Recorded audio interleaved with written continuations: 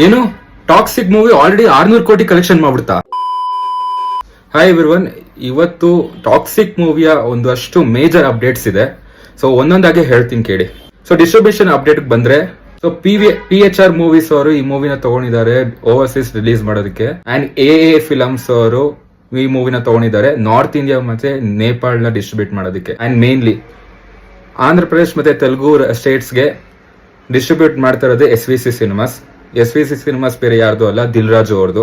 ನೋಡಿ, ಒಂದು ಟೈಮ್ ಅಲ್ಲಿ ಈ ಕನ್ನಡ ಮೂವೀಸ್ ಏನ್ ಕಲೆಕ್ಷನ್ ಮಾಡುತ್ತೆ, ಏನ್ ಬಜೆಟ್ ಹಾಕ್ತಾರೆ, ಏನು ಕಲೆಕ್ಷನ್ ಮಾಡಲ್ಲ ಅನ್ನೋರೇನೆ ಇವಾಗ 120 ಕೋಟಿ ಕೊಟ್ಬಿಟ್ಟು ಮೂವಿ ತಗೊಂಡಿದ್ದಾರೆ.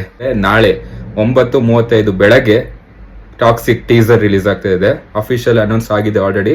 ಬರೋಬ್ಬರಿ 600 ಕೋಟಿ ಬಜೆಟ್ ಅಲ್ಲಿ ತಯಾರಾಗ್ತಾ ಇರುವಂತ ಟಾಕ್ಸಿಕ್ ಮೂವಿ ನೆಕ್ಸ್ಟ್ ತಿಂಗಳು 19ನೇ ತಾರೀಕಿಗೆ ರಿಲೀಸ್ ಆಗಕ್ಕೆ ಎಲ್ಲಾ ತಯಾರಿ ಮಾಡ್ಕೋತಾ ಇದ್ದಾರೆ. ಸೊ ನಿಮ್ಮ ಅಭಿಪ್ರಾಯನ ಕಮೆಂಟ್ ಅಲ್ಲಿ ತಿಳಿಸಿ.